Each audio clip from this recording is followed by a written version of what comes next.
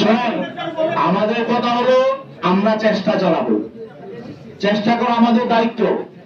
আমরা যদি চেষ্টা না করি, আগে যদি নিয়তই গলত থাকে, আর এখানে তো আমরা ইসলামী আন্দোলন করেছি ইসলাম প্রতিষ্ঠার জন্য, ইসলাম প্রতিষ্ঠার জন্য। এখন ইসলাম যদি আমাদের কাছে মনে হয় যে এটা অচল, তাহলে সেটা নিয়ে আমরা কেন আগাবো? তাহলে তো সেকুলার রাজনীতি করাই ভালো।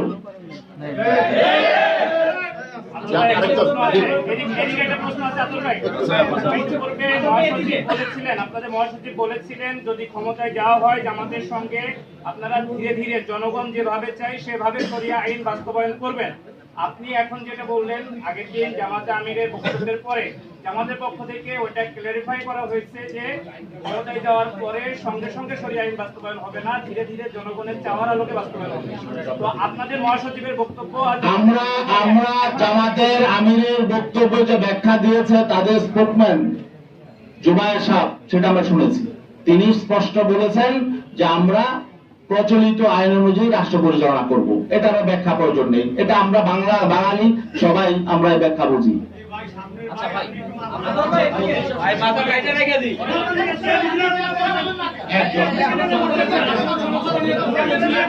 এখান থেকে একটা প্রশ্ন নেবেন।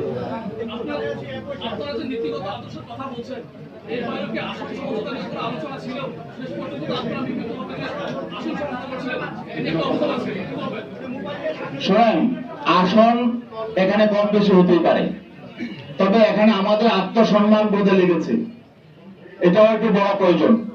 আসন সমঝোতায় সর্বপ্রথম আলোচনা শুরু হয়েছে 2 আমিরের, ডিসেম্বরের 9 তারিখ আমিরে জামাত এবং আমাদের ইসলাম আন্দোলনের আমির পীর সাহেব চরমাই দুইজনে একান্তে বসেছিলেন। যেহেতু আপনি প্রশ্নটা করেছেন, এটা আসলে আমি এদিকে যেতে চাই নাই। প্রথম দিনই তিনি ইনসাল্ট করেছেন। আপনারা জানেন বিভিন্ন জরিপ প্রকাশ হয়। 9 ডিসেম্বর যেদিন তারা দুইজন বসেছিলেন, সেদিন প্রথম আলোতে একটা জরিপ প্রকাশ হয়েছিল। সেই জরিপ আপনারা দেখেছেন। সেই জরিপে প্রকাশ হয়েছিল যে বিএনপি কে চায় 65% মানুষ, জামাতে ইসলামকে চায় 25% মানুষ, আর সেখানে ইসলামী আন্দোলনেরও ছিল একটা, সেটা হলো 0.1% মানুষ। ঠিক আছে, ওই দিন বসার পরে আলোচনা শুরুতেই জামাতের আমির মোহতারাম তিনি আমাদের আমিরকে বললেন যে একটা প্রথম আলোতে একটা জরিপ এসেছে দেখেন। তাহলে এটার অর্থ কি?